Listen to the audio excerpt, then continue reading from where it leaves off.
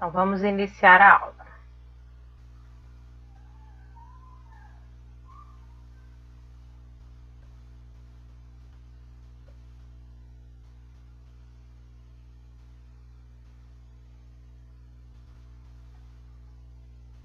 Hoje nós vamos falar sobre o controle das vias aéreas no caso de um acidente com trauma.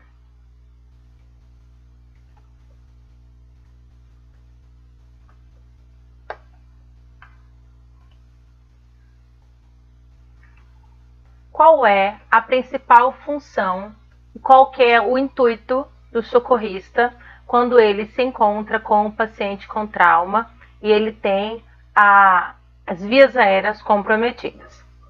Então, em primeiro lugar, eu preciso garantir a permeabilidade das vias aéreas no doente traumatizado e é prioridade inicial na fase pré-hospitalar, uma vez que a ventilação prejudicada pode levar o indivíduo rapidamente à morte, o que torna necessária uma abordagem rápida com dispositivos ventilatórios alternativos.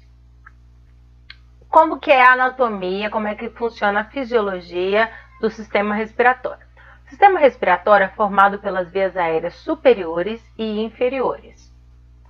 Um adulto médio inspira cerca de 500 ml de ar, mas somente 350 ml desse mesmo ar faz a troca gasosa, sendo que 100 ml desse ar 150 fica aprisionado no espaço morto, não fazendo parte da troca gasosa.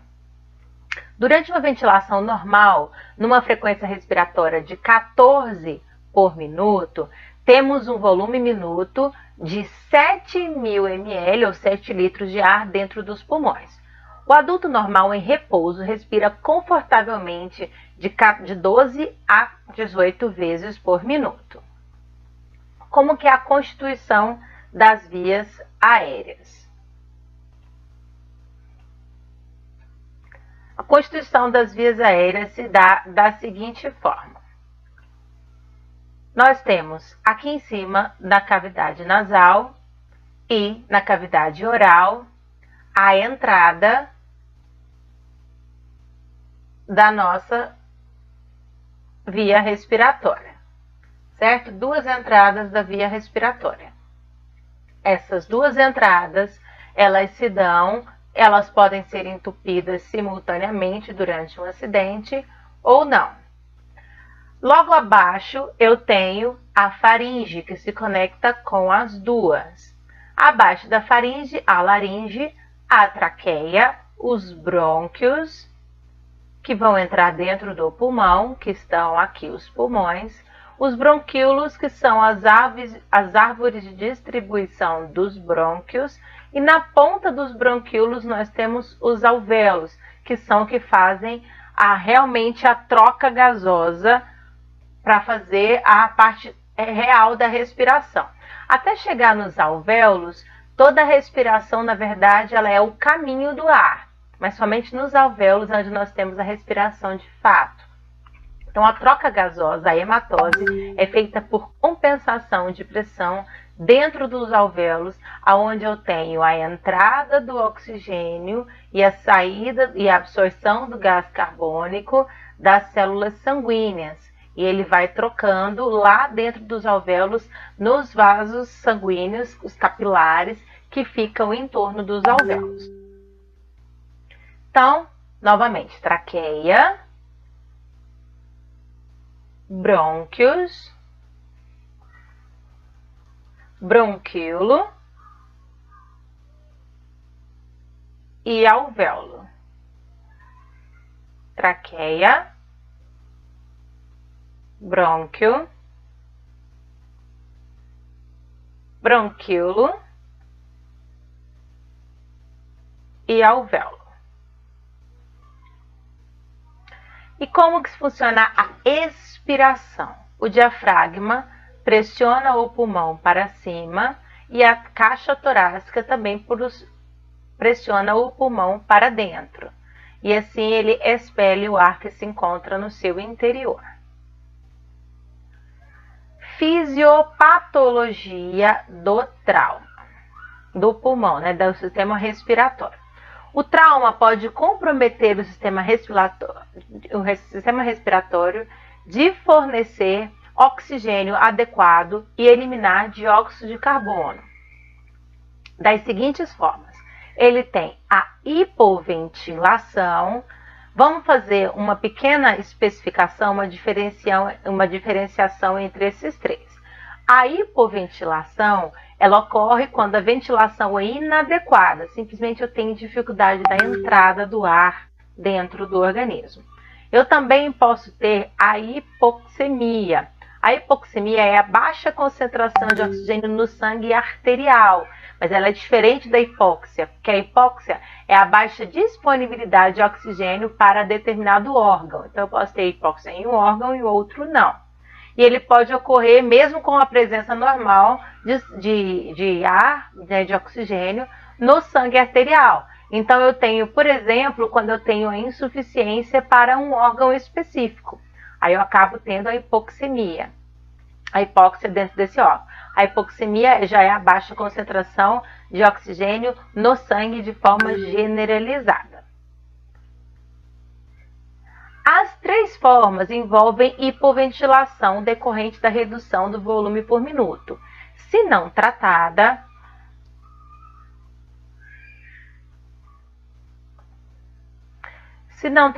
a hipoventilação causa acúmulo de dióxido de carbono, acidose e, por fim, a morte deste meu paciente. A avaliação necessária para o seu tratamento é extremamente necessária para seu tratamento eficaz. Um doente que está alerta e conversa conosco apresenta vias aéreas abertas, obviamente, porque ninguém que está com as vias aéreas obstruídas e vai ficar normal, alerta, conversando, disponibilizando as suas informações, seu cérebro de maneira normal, porque o cérebro funciona na base do oxigênio. Mas quando o nível de consciência do doente é reduzido, é essencial avaliar de forma minuciosa a via aérea antes das demais lesões. Quando você tiver contato visual com o doente, observe o seu posicionamento.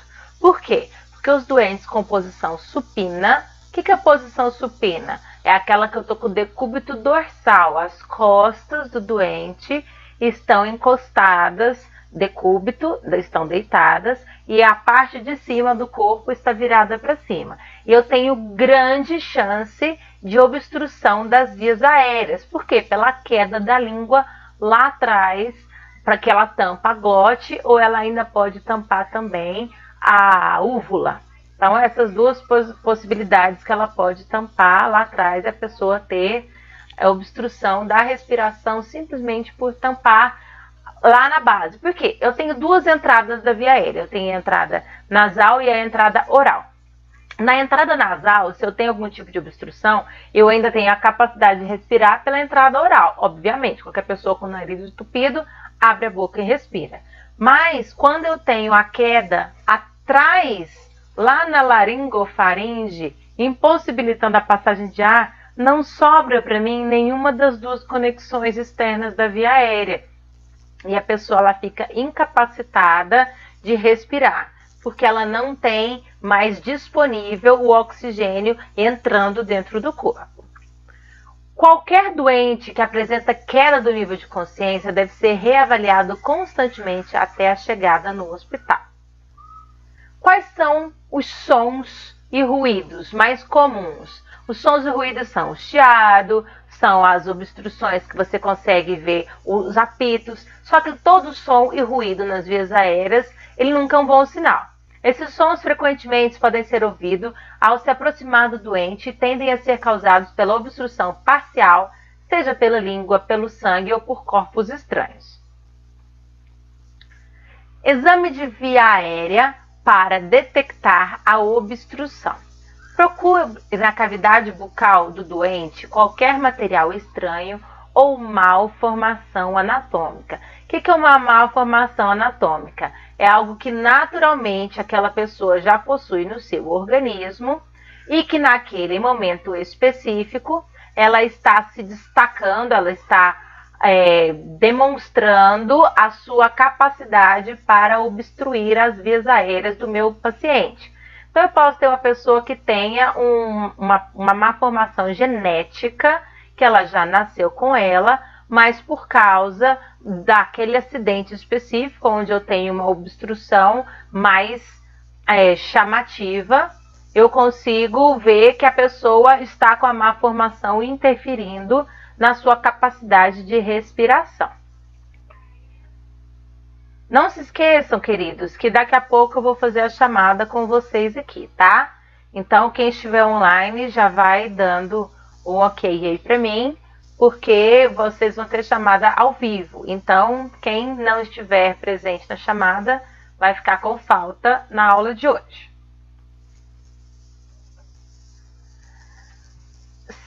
Então, ela pode ser causada pela malformação anatômica, por material estranho na cavidade. Procure na cavidade bucal do doente qualquer material estranho ou malformação anatômica, secreção ou sangue. Remova os corpos estranhos encontrados e aspire com sonda ponta rígida os conteúdos encontrados como secreção e sangue. A sonda ponta rígida porque ela vai fazer a sucção adequada e ela não vai entupir com tanta facilidade como uma ponta flexível. E se você tiver uma ponta rígida, por exemplo, eu posso até conseguir afastar aquela obstrução. Qual que é o tratamento adequado? O tratamento das vias aéreas em acidente com trauma é uma condição essencial, uma que sem uma via aérea adequada não é possível atingir um resultado positivo na ressuscitação de um paciente traumatizado. Aqui vamos pensar o seguinte: ou eu faço a desobstrução da via aérea, ou como eu vou fazer para ressuscitar o meu paciente?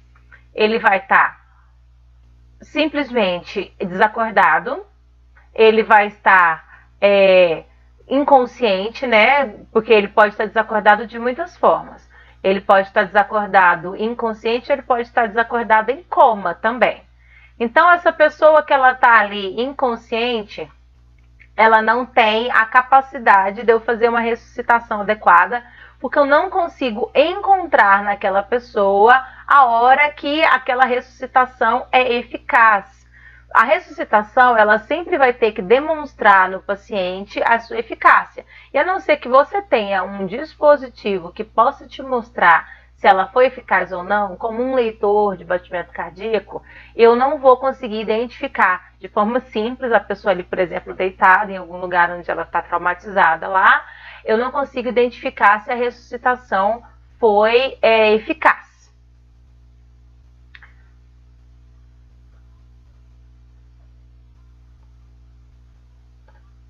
O tratamento das vias aéreas pode ser um desafio, mas na maioria dos pacientes, os procedimentos manuais e simples, uma vez que esses, dependendo da situação, podem levar ao melhor resultado para o paciente. Então, muitas vezes eu não preciso levar muito adiante em procedimentos complicados. Na maioria dos pacientes, eu preciso simplesmente dos procedimentos manuais e simples. Eles são os principais e vão dar possibilidade para que eu possa trazer de volta à vida aquela pessoa que estava com dificuldade de respirar e que estava simplesmente desfalecendo. Os socorristas pré-hospitalares sempre precisam avaliar os riscos e benefícios de se realizar procedimentos complexos e altamente invasivos. Então, eu preciso me manter, de preferência, sempre na parte mais simples e mais inicial do socorro que eu efetuo naquela pessoa. Tais procedimentos requerem um alto grau de proficiência e supervisão do diretor médico, até porque quando você chega num ponto de socorro, você vai entrar somente com as ambulâncias mais avançadas, a D, a E ou a F, e nessas ambulâncias eu vou ter sim um supervisor médico ou um enfermeiro. Jamais devem ser iniciados sem necessidade. Então eu tenho algumas técnicas específicas aqui. Técnica manual. Métodos de abertura de via aérea são os mais fáceis e não requerem equipamento além das mãos do socorrista. A via aérea pode ser mantida com esses métodos, ainda que o paciente apresente reflexo de vômito. Então, eu faço via manual a abertura das vias aéreas. Que jeito? Não há contraindicações para o uso de técnicas manuais no tratamento do paciente traumatizado.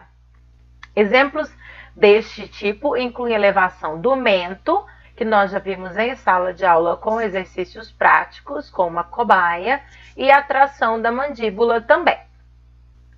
Eu também tenho a técnica simples, que o método envolve o uso de dispositivos auxiliares que requerem apenas um equipamento. A técnica para a inserção desse dispositivo requer um treinamento mínimo. Ela é bem básica.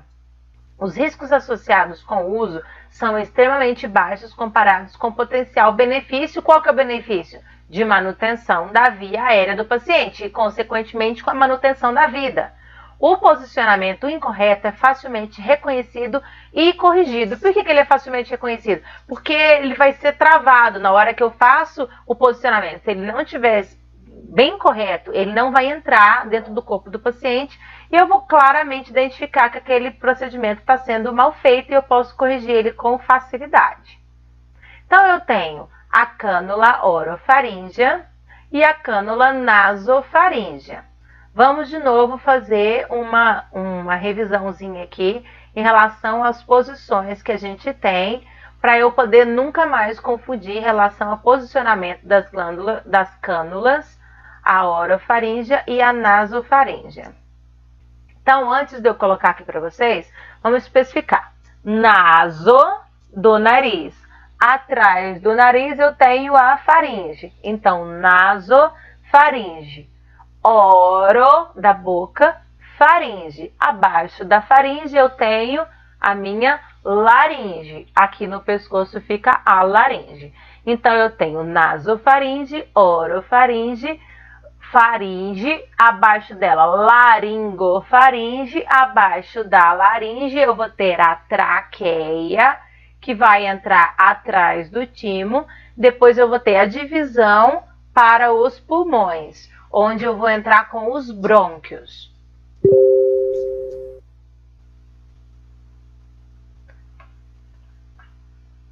Então, nós temos a cânula orofaríngea para entrar pela boca e a cânula nasofaríngea que vai entrar pelo nariz.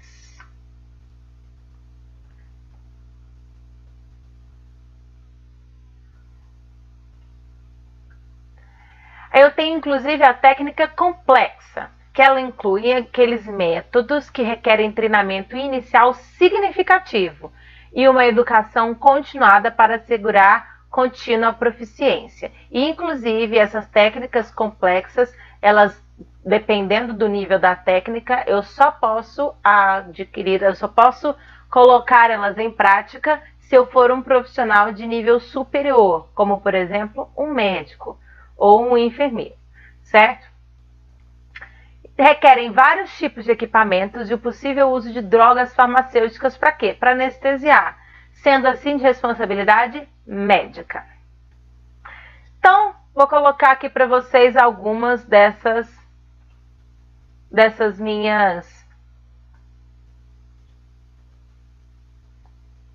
meus equipamentos.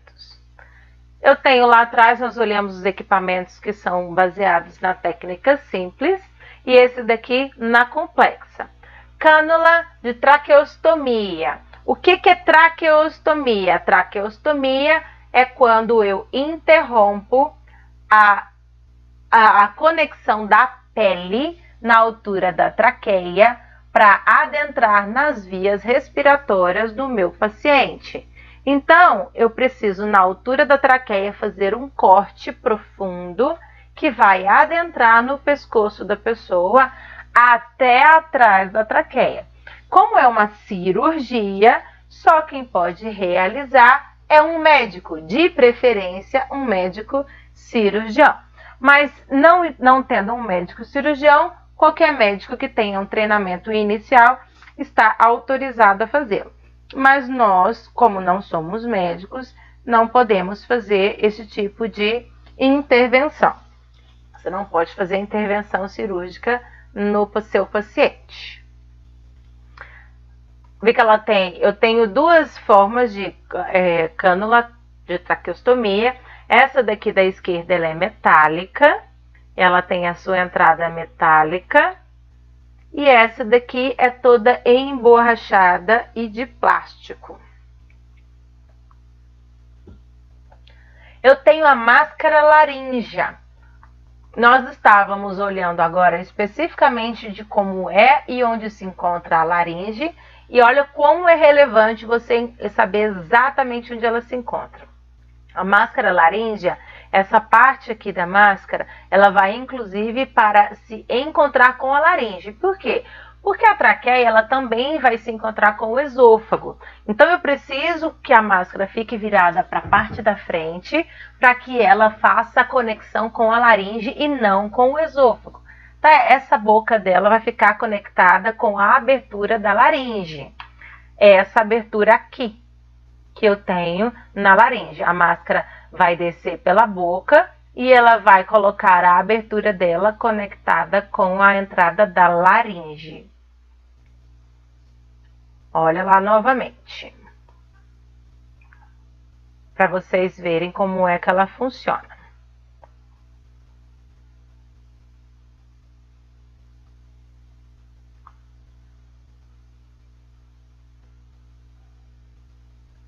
Agora eu tenho o combitube, ou o tubo esôfago-traqueal.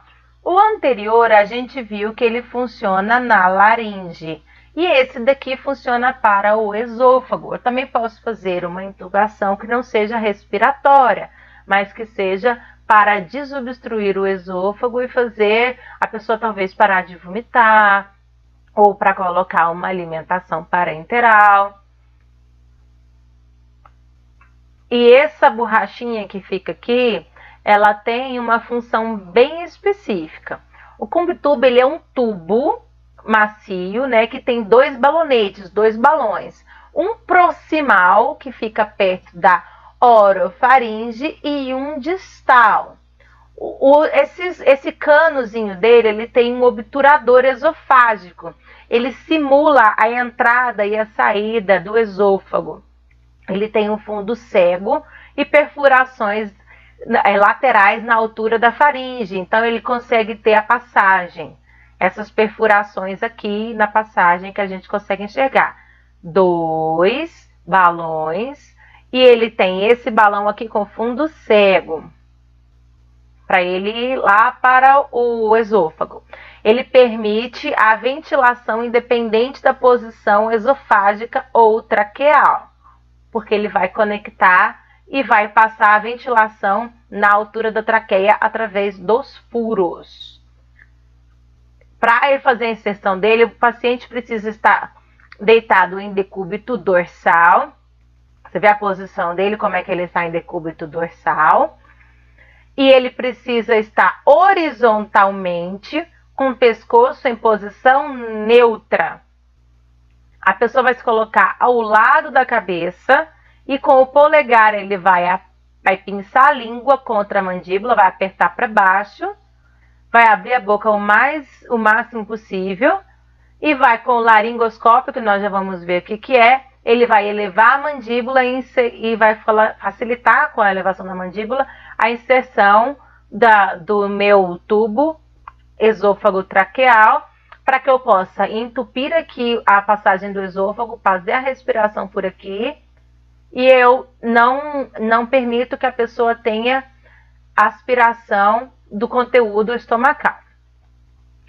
Tubo endotraqueal. Aí esse daqui já vai para dentro da traqueia quase que completamente.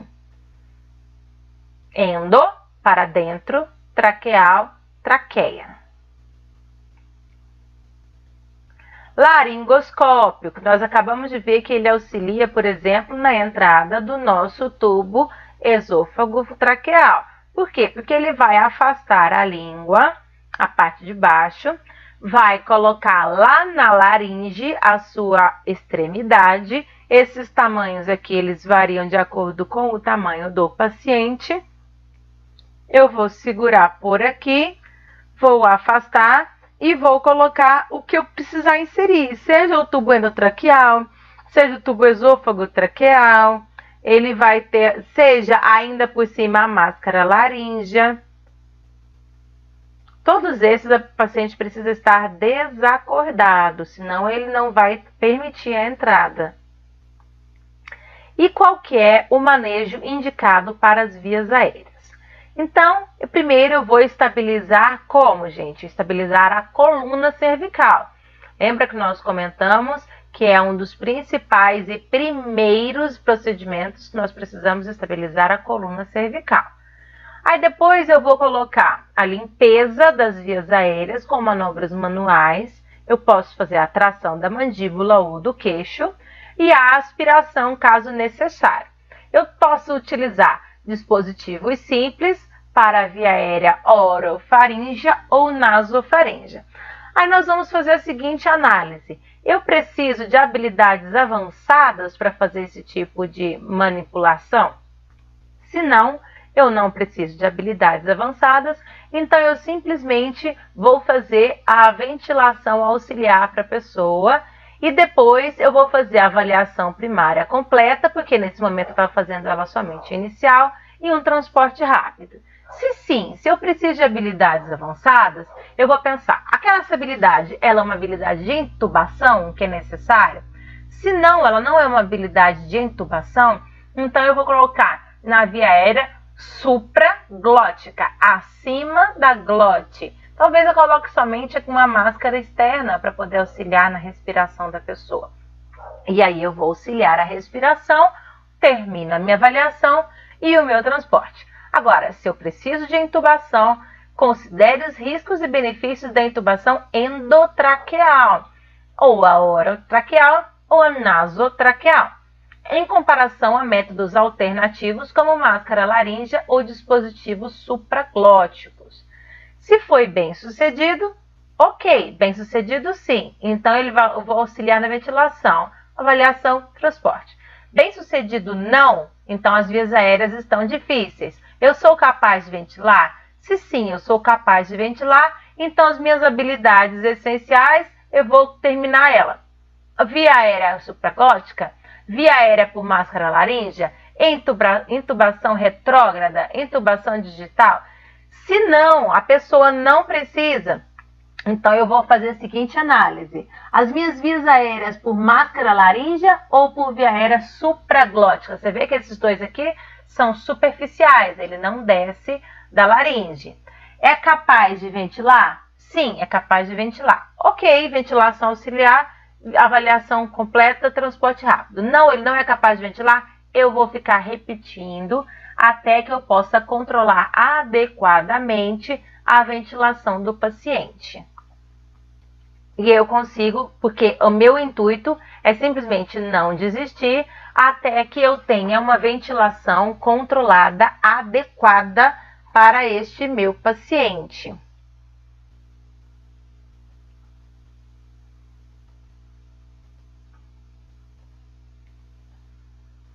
E agora vamos olhar cada um dos nossos equipamentos. Então, eu tenho a cânula orofaríngea, cânula nasofaríngea, tubo endotraqueal, máscara laríngea, tubo esofágico, esse é o combitube, né? Ventilação, cânula de traqueostomia. Como que é a cânula orofaríngea? É um recurso artificial mais comumente utilizado, é ele.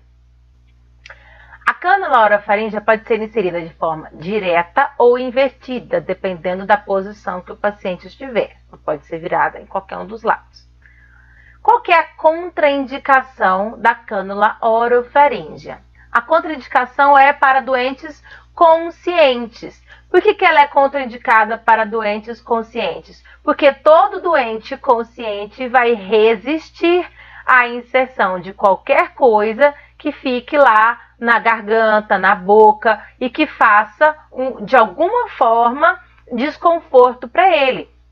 Então, ele vai sempre resistir. Então, quando a pessoa estiver ou consciente ou semiconsciente, eu preciso tentar fazer o mínimo possível de trauma emocional aqui para essa pessoa que já está traumatizada fisicamente.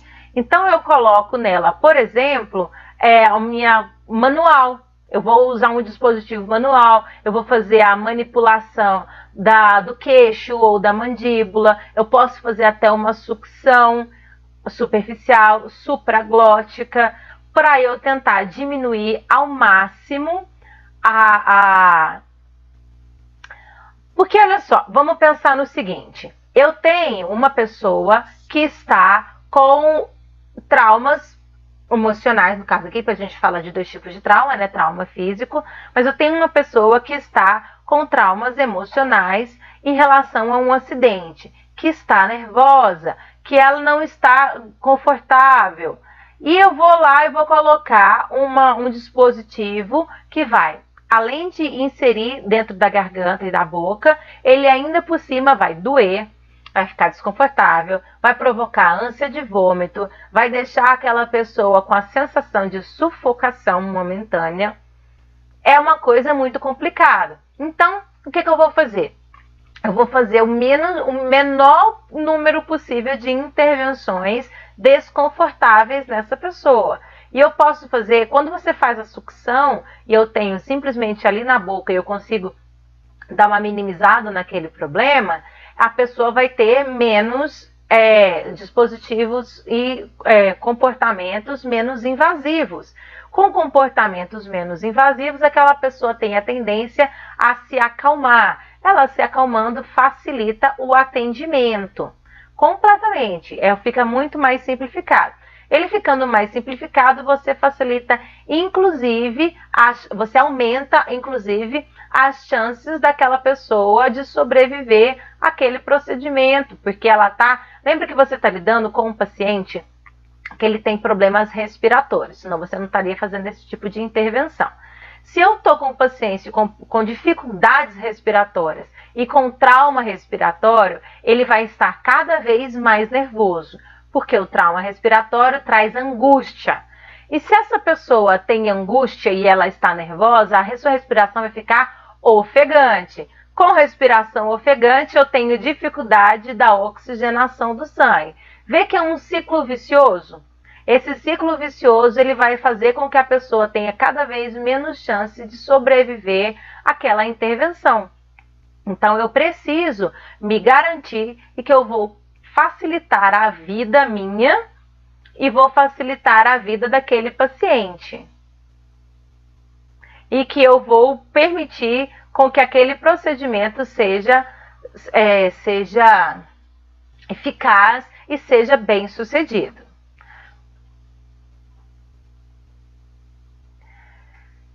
Complicações podem estimular reflexo de vômito e laringoespasmo em pacientes conscientes. Qual é a técnica correta da introdução da cânula orofaríngea?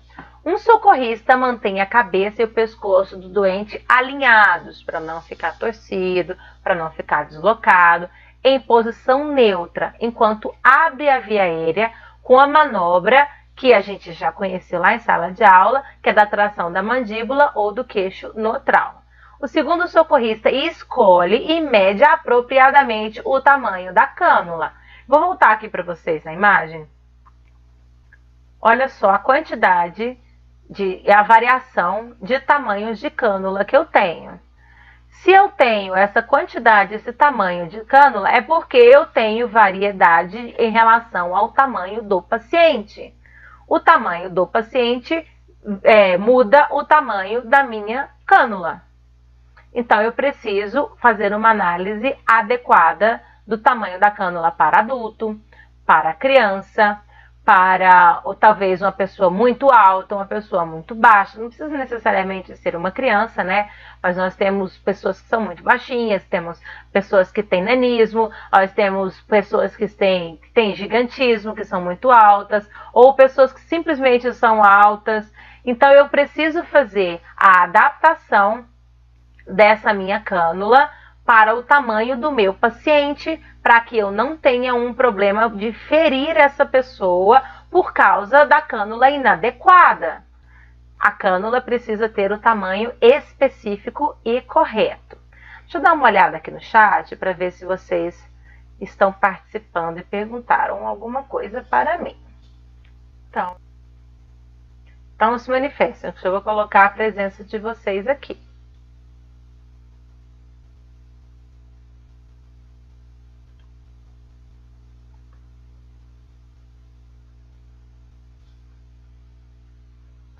Então, eu preciso fazer o tamanho adequado dessa cânula funcionar.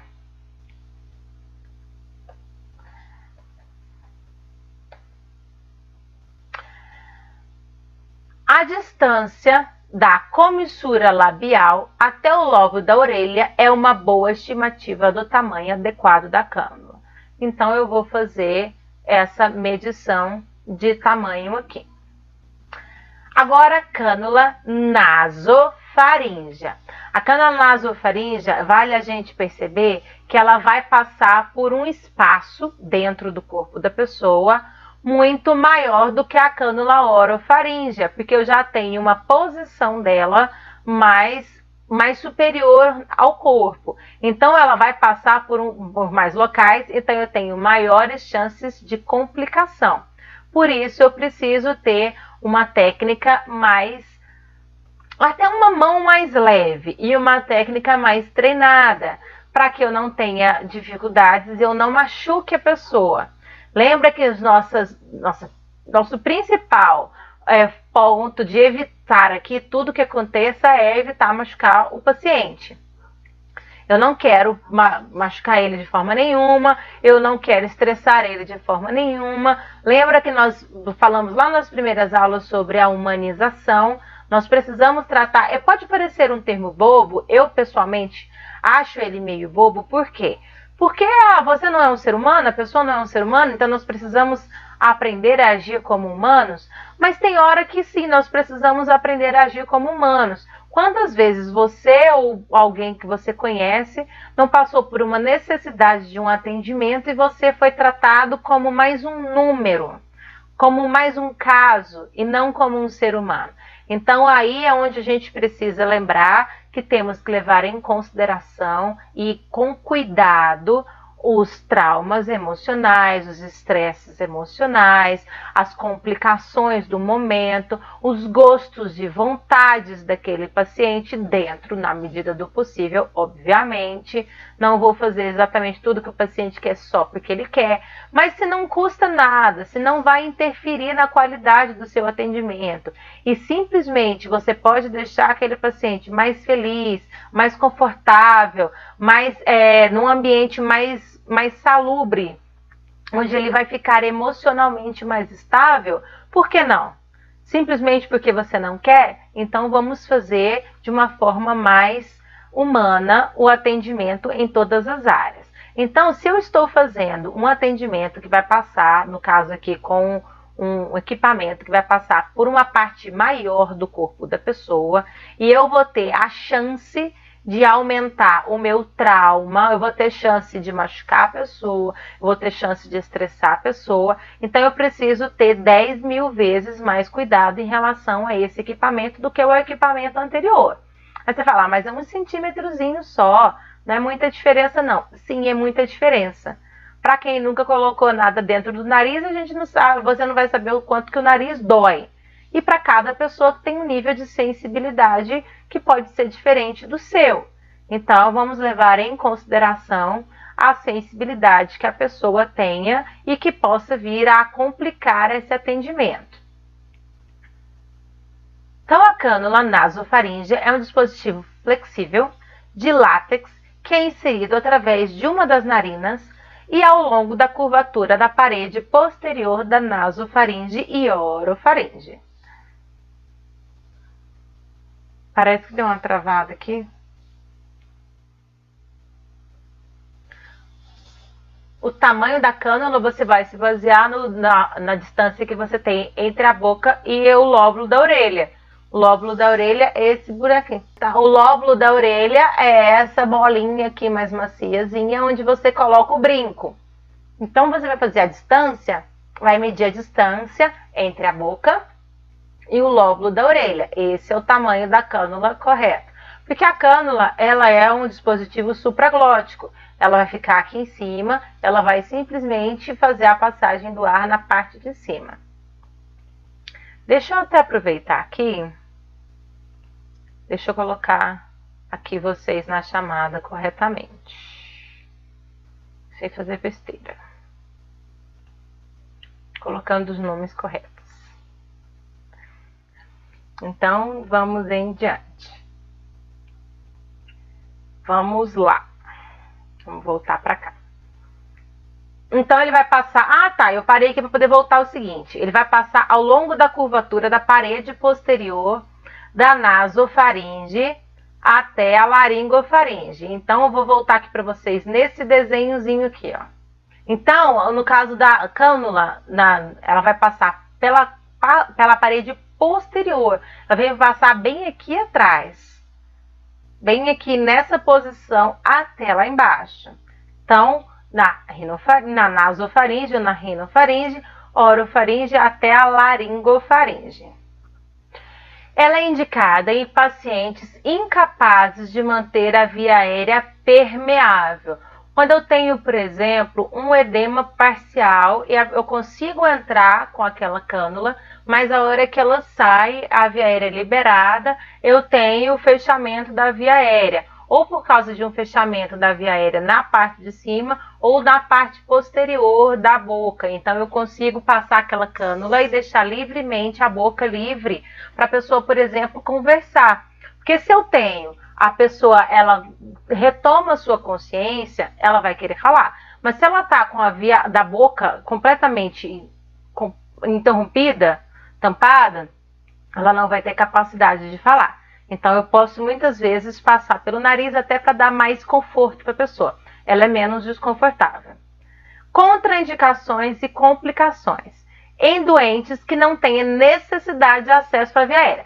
Esse aqui é meio óbvio, né? Uma contraindicação meio óbvia é que eu só vou usar em pessoas que tenham necessidade. Em pessoas que não tenham necessidade, eu não vou usar. É simples assim.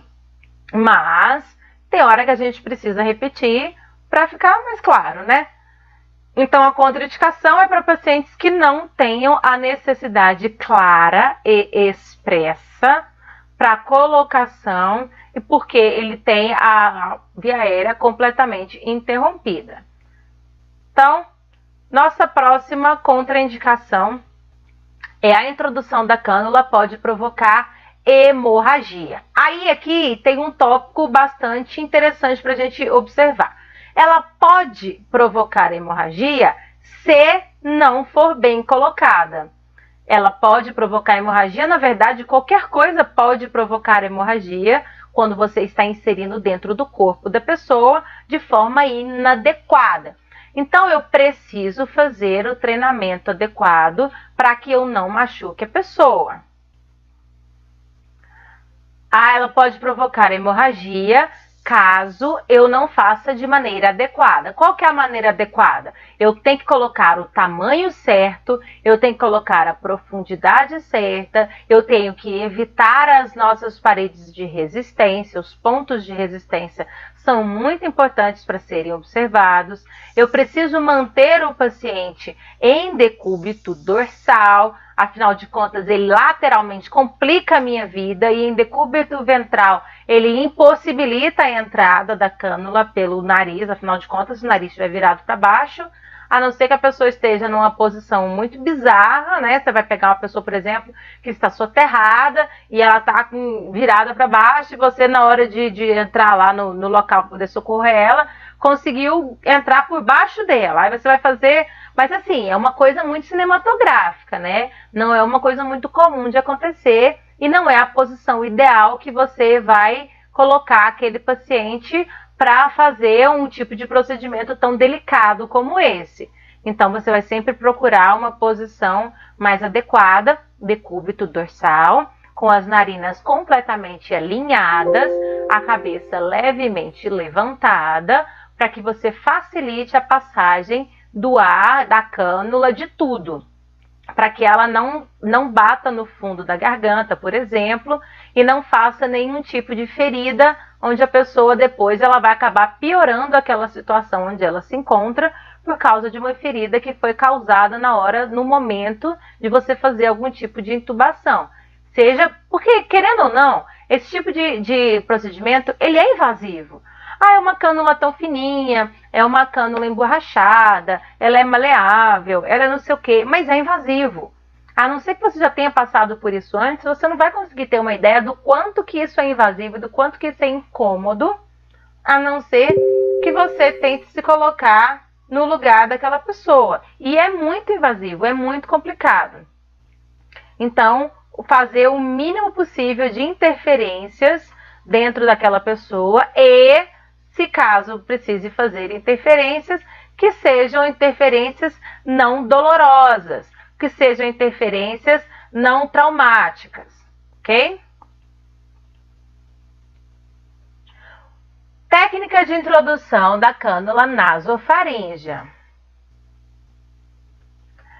O primeiro socorrista posiciona a cabeça do doente alinhado em posição neutra e mantém estabilização enquanto abre a via aérea com a manobra de tração da mandíbula no trauma.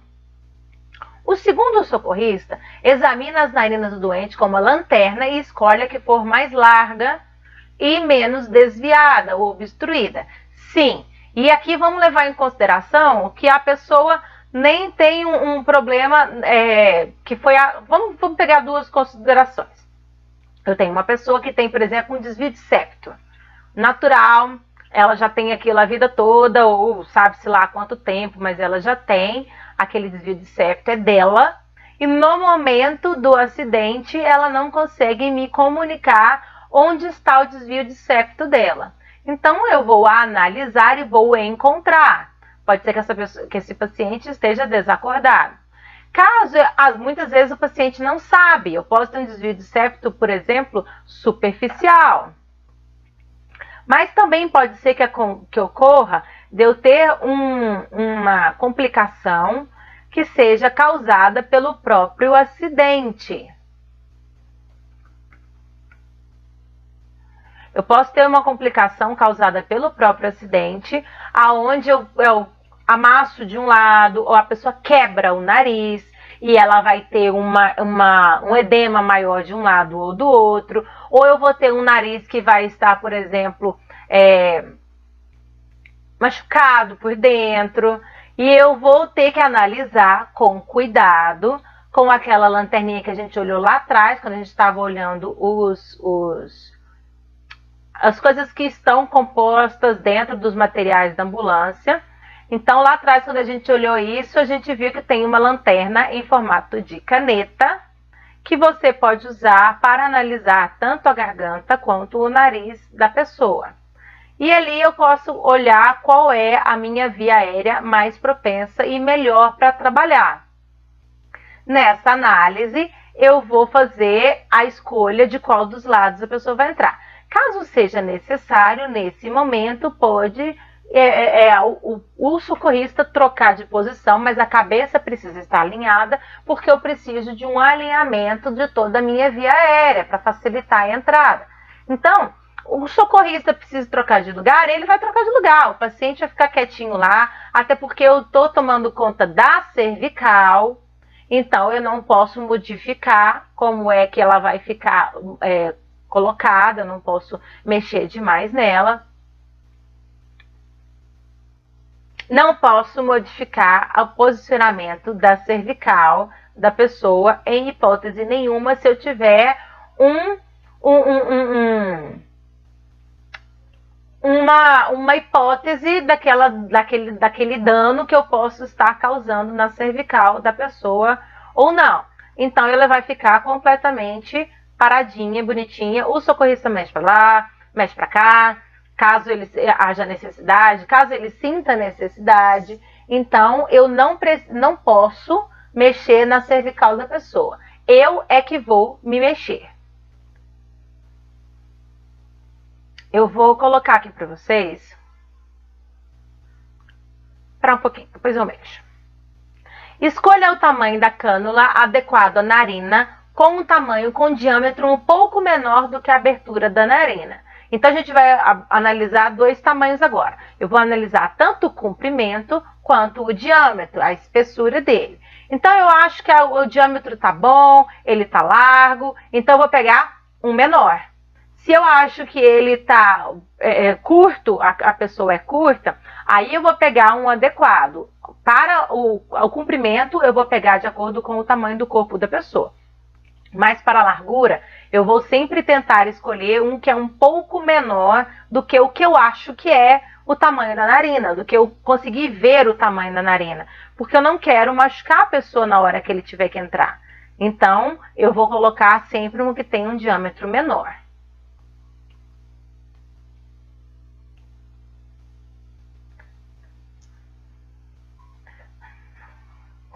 A cânula nasofaríngea deve ser longa o bastante para proporcionar uma passagem de ar entre a língua e a parte posterior da faringe. Então, olha o tamanho que eu preciso dessa cânula. Ela vai entrar pelo nariz, mas ela tem que passar pela língua. E ela tem que chegar até a parte posterior da laringe. Então, ela precisa passar por todo este canal até que ela se encontre de maneira adequada depois da laringe.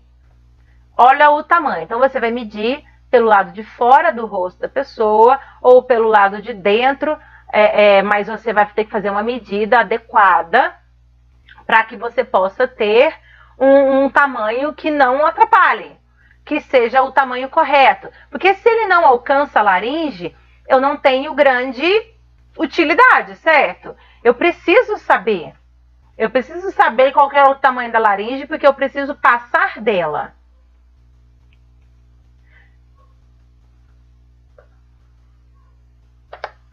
A distância entre o nariz e o lóbulo da orelha da boca é uma estimativa do tamanho, é uma boa estimativa do tamanho adequado.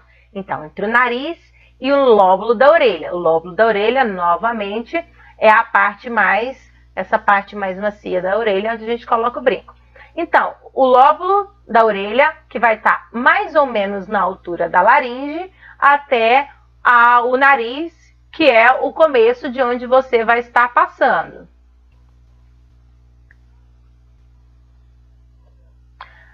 A ponta da cânula deve ser lubrificada com xilocaína gel e a introdução deve seguir o formato anatômico da cânula.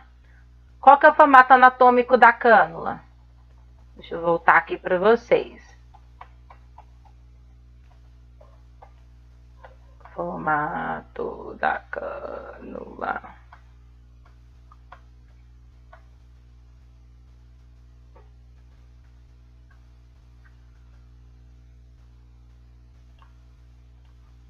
Esse é o formato da cânula. Então, a hora que eu coloco, eu preciso seguir o formato anatômico que ela já possui, para que eu possa adequar a entrada dela sem ferir a pessoa. Tá vendo como é que ela funciona?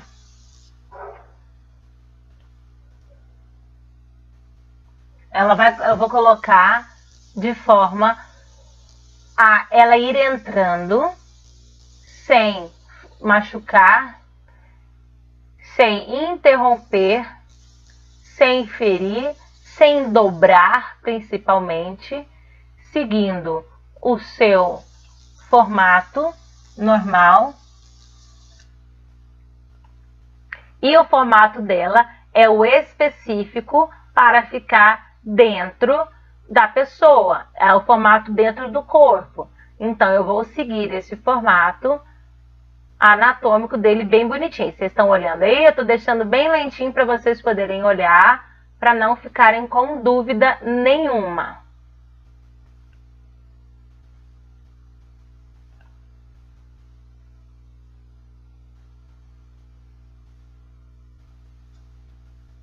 Certo?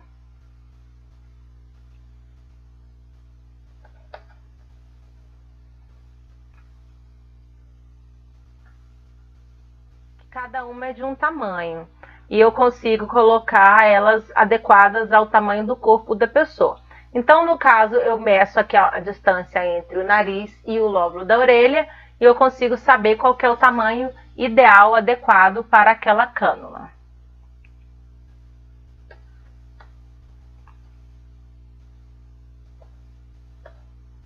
A ponta da cânula deve ser lubrificada com xilocaína. O que é xilocaína? A xilocaína é um anestésico. Qual que é a diferença? Novamente, aí eu vou deixar vocês responderem aí para mim, porque a gente já viu isso. Vamos fazer um exercíciozinho valendo nota aqui agora. Qual que é a diferença entre um anestésico e um analgésico?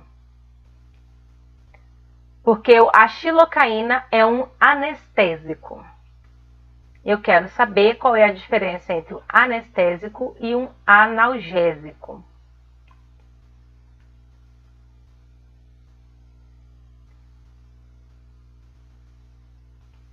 E aí, gente, qual é a diferença entre um anestésico e um analgésico?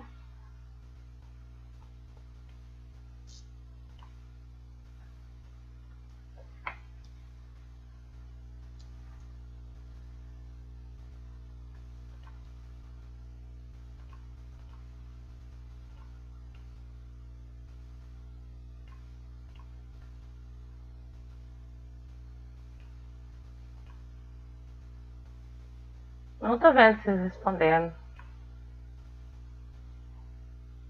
Elas têm numeração e a numeração é variável, de acordo com o tamanho delas. Qual que é a diferença entre um analgésico e um anestésico?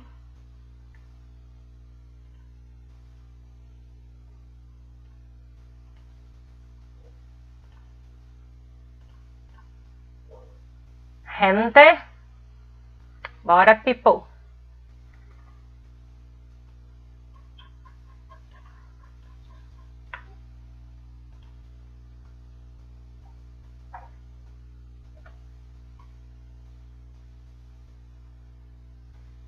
Qual que é a diferença entre anestésico e analgésico? E eu vou marcar aqui para vocês a resposta, quem me deu a resposta.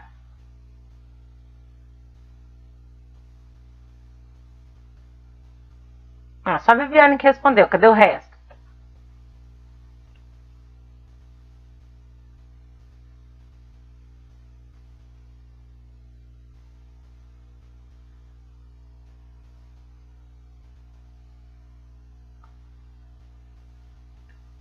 Cadê o resto do povo?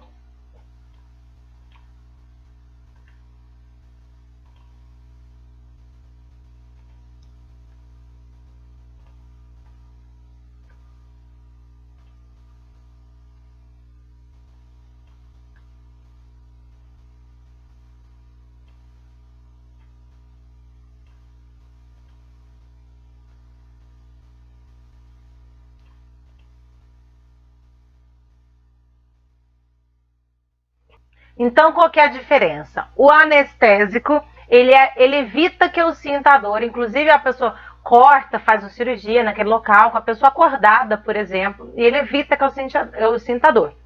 E ele funciona no meu sistema nervoso central.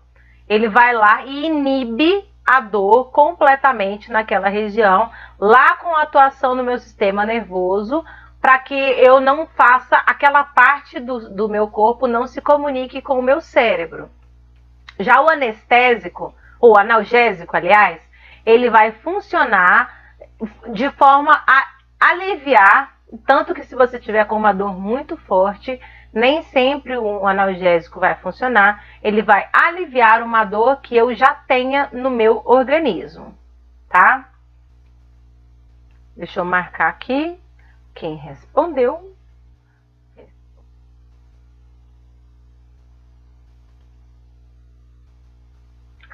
Queridos, avisando para vocês que eu vou terminar a aula um pouquinho antes da hora, porque a aula online é muito cansativa e eu não quero fazer o horário inteiro, ok?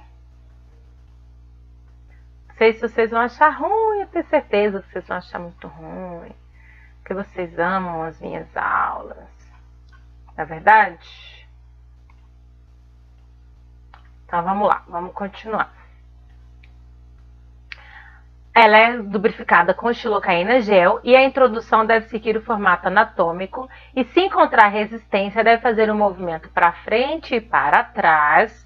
Vai lá colocando e enfiando aos pouquinhos cuidadosamente com a cânula entre os dedos, aos pouquinhos. Se persistir a resistência, a cânula deve ser retirada e introduzida na outra narina. O segundo socorrista continua a introdução até que a extremidade com as abas da cânula esteja próxima à entrada da narina e que o doente apresente reflexo. Que o doente apresenta o reflexo de vômito significa que ela passou a epiglote. Passou a epiglote, ela está na região onde ela já está. Então, a hora que ela apresenta no nariz, eu não vou ter reflexo de vômito.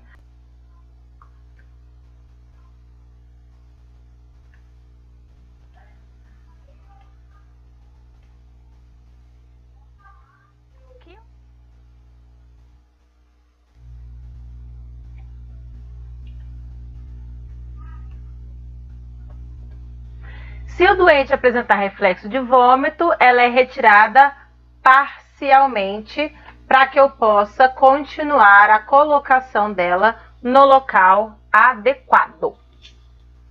Certo? Deixa eu só conectar aqui que o carregador saiu. Daqui a pouco o notebook desliga.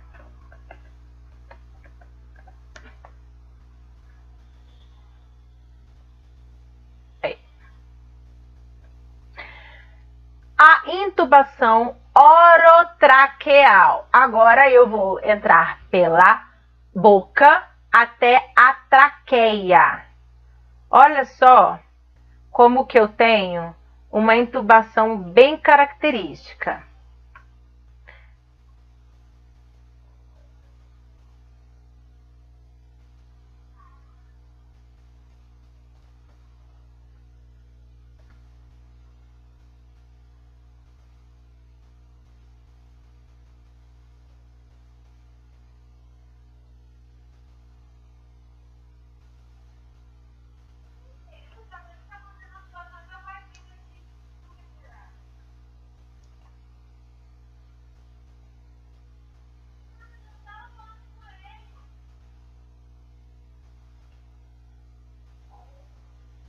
Cadê o que eu tinha achado aqui? Ele fechou antes de eu conseguir colocar. Que esse daqui eu consegui ver com a utilização de dois instrumentos simultaneamente. Então, a gente consegue fazer uma visualização boa.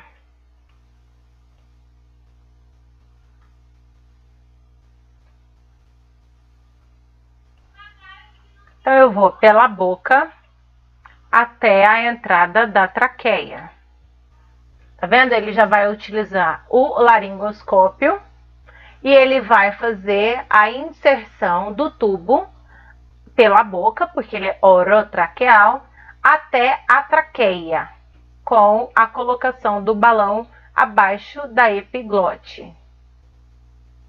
Vendo a posição?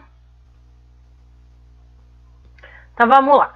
É o método preferível para se conseguir o controle máximo da via aérea em doentes traumatizados que estejam tanto apneicos. O que é apneico? A pessoa tem a respiração falha. A respiração ela vai respirar e para, a respiração interrompe. E quanto necessitando de ventilação assistida. Ventilação assistida é quando eu preciso auxiliar na ventilação da pessoa, mas ainda assim ela consegue respirar. Mas talvez não adequadamente, talvez não tenha a frequência ideal, talvez ela não tenha a oxigenação ideal, mas eu ainda tenho uma respiração. Então eu vou colocando o tubo aqui junto com o laringoscópio.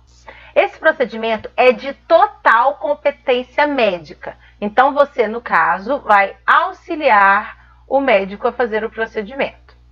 As indicações: doente incapaz de proteger a via aérea, problemas graves de oxigenação que necessitam de administração de altas concentrações de oxigênio, ventilação assistida e rebaixamento do nível de consciência na escala de Glasgow, que seja igual ou menor do que 8. Qual que é a escala de Glasgow mesmo? Deixa eu colocar aqui para vocês a escala de Glasgow certinha.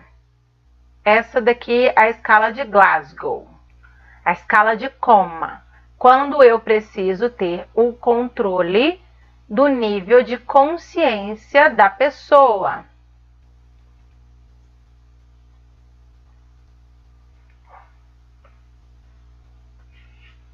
Tá vendo aí? Então eu vou fazendo essa contagem até que dê 8 ou mais. Deu menos de 8, principalmente porque a pessoa não está com controle, o resultado dela é intubação. De 15 a 13, eu tenho uma escala leve, com trauma leve, preocupação leve. De 12 a 9, moderado. De 8 a 3, grave. Sendo que eu tenho que considerar sempre os resultados para intubação ou não intubação. E o combitube, que é o tubo do esôfago para a traqueia. Então, ele vai colocar lá no esôfago através da traqueia. Qual que é a função e a utilização específica deste equipamento de suporte complexo avançado? Combitube é um dispositivo composto de 2 tubos em paralelo. O tubo número 1 com um cuff proximal, essa bombinha, e o outro com um distal. A intubação ocorre às cegas. O que significa uma intubação às cegas? Significa que eu não estou enxergando onde ela vai acabar. Eu simplesmente coloco ela e me asseguro de que eu vou colocar ela de acordo com a anatomia do corpo, e ele vai entrando, porque por causa da minha capacidade de já ter feito isso outras vezes, de ter treinado ela mais. Por quê? Porque eu não consigo enxergar a parte de dentro. Eu não faço acompanhando, por exemplo, com um ultrassom ou com outro aparelho que me dê a visualização de dentro do corpo da pessoa. Não. Ela é feita sempre às cegas e eu vou confiar na anatomia, na estrutura do corpo da pessoa e da fabricação do aparelho. Com isso, a maioria dos casos, mais de 90%, intuba-se o esôfago. Após a inserção do tubo, infla-se o primeiro cuff proximal com entre 85 ml e 64 ml de ar. Aí, depois que você fez a inserção, você vai inflar o tubo desse jeito. Por que você vai inflar depois? Porque ele vai ter que inchar lá dentro e vai poder conectar no local correto. Ele vai parar no local correto. Conecta-se o dispositivo bolsa, válvula, máscara ao tubo número 1 e realiza-se a ventilação dos pulmões. Então, eu já consegui ventilar os pulmões lá de dentro, por quê? Porque eu intubei e eu impedi que a entrada, aliás, a saída do resíduo do estômago fique de encontro com os pulmões, a traqueia da pessoa, através da bolsa que fica na parte de baixo. Lembra que quando a gente estava olhando aqui, vou colocar aqui para vocês a fotinha de novo, para vocês verem como que eles têm um furinho na lateral do tubo.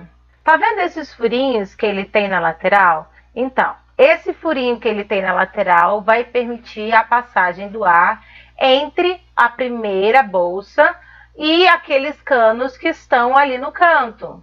Aqueles canos não, aqueles furos que estão ali no canto. Quando eu não tenho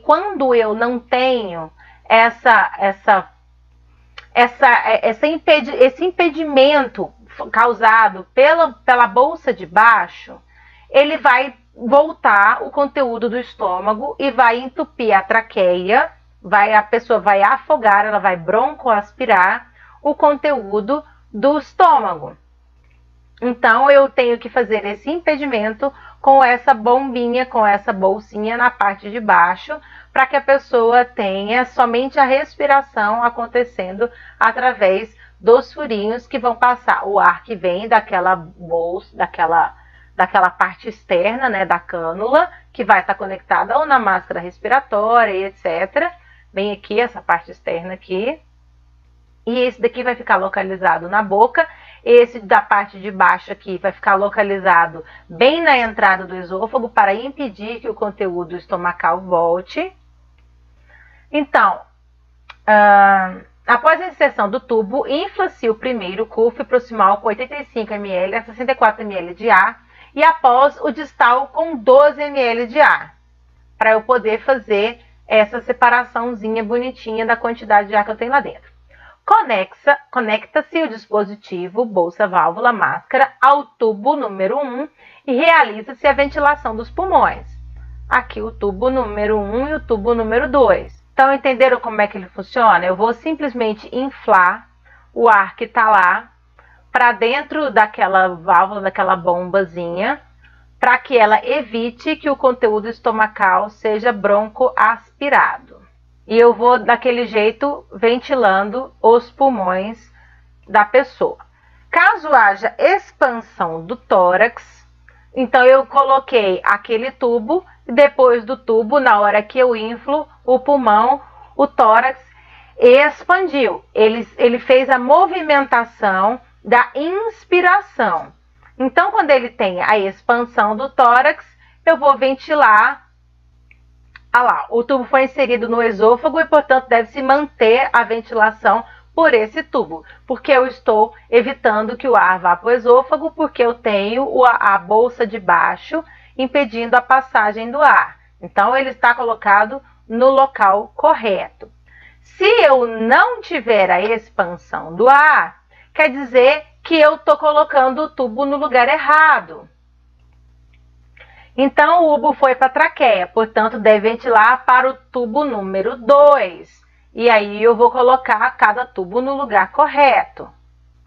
E observar até que eu tenha a adequada expansão do tórax. Porque aí eu sei que eu estou com o movimento correto e o ar está entrando dentro do pulmão da pessoa. Como observado abaixo, quando se intuba o esôfago, ocorre um isolamento desse e o ar passa pelas fenestrações do tubo, pelos buraquinhos do tubo, ventilando os pulmões. Então, uma das minhas cânulas vai servir para eu inflar a bombinha, a bolsinha, e a outra vai servir para eu jogar o ar por dentro da traqueia. Por isso que você tem que identificar qual delas está indo para qual buraquinho. Então, uma vai para o esôfago, a outra vai para a traqueia. Deixa eu olhar aqui as perguntas de vocês. Cadê que não tem perguntas? Achei que na hora que eu olhasse aqui, fiquei um tempão sem olhar, ia estar cheio de perguntas. Ia ter gente aqui.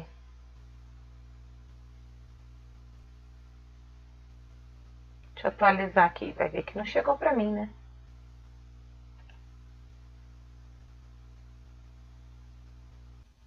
Vamos continuar de onde a gente parou. A máscara laríngea é mais uma alternativa para o controle das vias aéreas em doentes infantis e adultos inconscientes ou com depressão acentuada no nível de consciência. A gente já estudou a máscara laríngea hoje. Eu coloquei aqui para vocês o desenho certinho, mais aumentado, para vocês conseguirem entender como é que ela se encaixa na laringe. O dispositivo consiste em um tubo de silicone. Quando em posição, o anel proporciona uma vedação de baixa pressão entre a máscara laríngea e a abertura da glote, sem que haja inserção direta do dispositivo na laringe. Ele fica bem na abertura dela certinha. Esse procedimento é realizado pelos profissionais médicos e enfermeiros habilitados somente. Vocês não podem fazer sozinhos, somente auxiliar. Quais são as indicações? Usar quando não for possível fazer a intubação traqueal e o doente não puder ser ventilado com a bolsa válvula máscara, que nós vamos olhar logo em seguida. Quais são as vantagens da máscara laríngea? O dispositivo foi desenvolvido para a introdução às cegas, que você não consegue enxergar lá dentro do corpo da pessoa. Não é necessária a visão direta da traqueia ou das pregas vocais. Com limpeza e conservação adequada, a máscara laríngea pode ser reutilizada várias vezes e já estão disponíveis máscaras laríngeas descartáveis também. A máscara laríngea está disponível em vários tamanhos, o que permite que sirva tanto para doentes pediátricos quanto para doentes adultos, inclusive adultos de vários tamanhos e crianças também de várias idades. Qual que é a contraindicação da máscara laringe? A possibilidade de fazer intubação traqueal ou se o profissional não for habilitado, ele vai acabar machucando a pessoa também. A broncoaspiração também é possível, já que ela não protege a traqueia e de laringoespasmos também, porque quando a gente olhou lá atrás, o outro que a gente estava falando sobre as bolsas, impedindo com que eu tenha um refluxo do estômago, a máscara laringe não tem essa capacidade. Ela simplesmente vai ficar com a abertura lá na abertura da laringe, né? Logo em sequência, depois da traqueia, antes da traqueia, aliás, na abertura da laringe e só. Eu tenho também outro dispositivo que é a ventilação percutânea traqueal. A ventilação percutânea traqueal é um método utilizado em raras situações usando um catéter percutâneo transtraqueal, que atravessa a traqueia, de fácil utilização e que requer poucos equipamentos, além de não serem necessárias incisões e ser mínima a necessidade de treinamento. Porém, é um procedimento que só um profissional médico é habilitado a fazer, já que é uma espécie de cirurgia.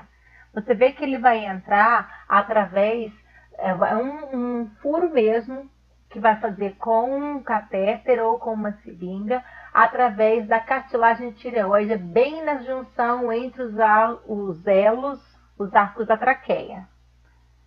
Eu tenho um que é mais invasivo ainda, que é a traqueostomia. A traqueostomia é um procedimento cirúrgico, mais conhecido como via aérea cirúrgica, onde é feita uma abertura na traqueia do doente e é instalado uma cânula de traqueostomia, permitindo a passagem do ar. Este procedimento é feito pelo profissional médico habilitado somente, normalmente é feito inclusive por um cirurgião. Os equipamentos de traqueostomia. Eu tenho a máscara com reservatório e bolsa válvula máscara. E vamos olhar agora cada um deles como é que funciona. Você vê que aqui eu tenho a válvulazinha separada, a máscara separada para a traqueostomia e a bolsa. Só que eles inclusive podem ser usados fora da traqueostomia. O que é uma máscara com reservatório? A máscara com reservatório de oxigênio é um dispositivo de oferta de escolha quando altas concentrações de oxigênio são necessárias a um doente respiratório que está respirando espontaneamente. Dependendo do padrão respiratório do doente, concentração de oxigênio até 100% pode ser ofertada quando é usado um fluxo de oxigênio tipicamente de 10 a 15 litros por minuto, o que previne o colabamento, né, o colapsamento complexo da bolsa de reservatório na inspiração. Quais são as vantagens dessa bolsa, dessa máscara com reservatório? É uma oferta de concentração de oxigênio maior do que o catéter nasal, já que ela é inclusive grande, o catéter nasal ele é bem pequenininho. Fácil de manuseio, o oxigênio inspirado não mistura com o ar ambiente, ele fica bem vedado e você não tem a possibilidade de ter uma interferência, inclusive se você estiver num ambiente onde eu tenha um ar irrespirável, eu posso usar esse tipo de máscara. As desvantagens, ela só pode ser usada em doentes com respiração espontânea e não é bem aceita em doentes com dispneia grave, que é aquela falha na respiração, e dificulta escutar o que o paciente está falando. Deve ser ajustada conforme e tem que ficar confortavelmente o tempo todo na face do doente para prevenir que o ar ambiente se misture com o oxigênio. Agora a gente tem a bolsa válvula máscara.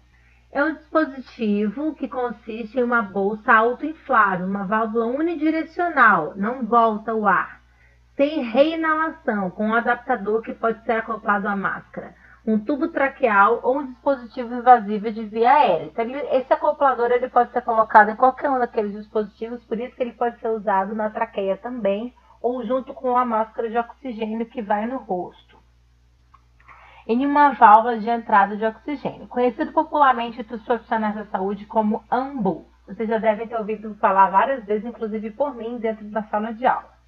Quais são as vantagens? Ela oferece uma mistura enriquecida de oxigênio, o socorrista tem uma noção da complacência pulmonar do doente, o suporte respiratório é imediato e pode ser usado em doentes com respiração espontânea também. Quais são as desvantagens? Ele requer prática para o uso efetivo, e ele também vai acabar chegando o socorrista na fadiga, porque ele cansa, ele é feito manualmente. E tem distensão gástrica, porque o ar ele vai entrar com força, mas ele não tem a separação se o ar vai entrar para o estômago ou para o pulmão. O ar simplesmente entra nas vias aéreas e a gente sabe que as vias aéreas elas são compartilhadas na parte de cima com o sistema gástrico. Agora nós temos a figura do dispositivo de ventilação e concentração de oxigênio e quando é que eu vou usar ele de acordo com a concentração de oxigênio. Então eu tenho sem oxigenação suplementar, eu coloco a boca a boca ou boca máscara ou o AMBU, que é a bolsa válvula máscara. Ela tem a concentração de oxigênio que vai até no máximo 21%, porque ela é bem limitada. Com oxigênio suplementar, eu coloco a cânula, que vai até 45%, a boca máscara, aqui é 50%, máscara facial simples de 40% a 60%, dispositivo de máscara com válvula e balão reservatório de 40% a 60% também, dispositivo de máscara com válvula e balão com reservatório já para 15 litros, que ele vai até 100%, máscara não reinalante com reservatório, que pode também ir até 100%, válvula de demanda, que também vai até 100%, e o ventilador, que vai de 21% até 100%, que é quando a pessoa já tem, inclusive, a incapacidade de respirar sozinha. Obrigada, Viviane.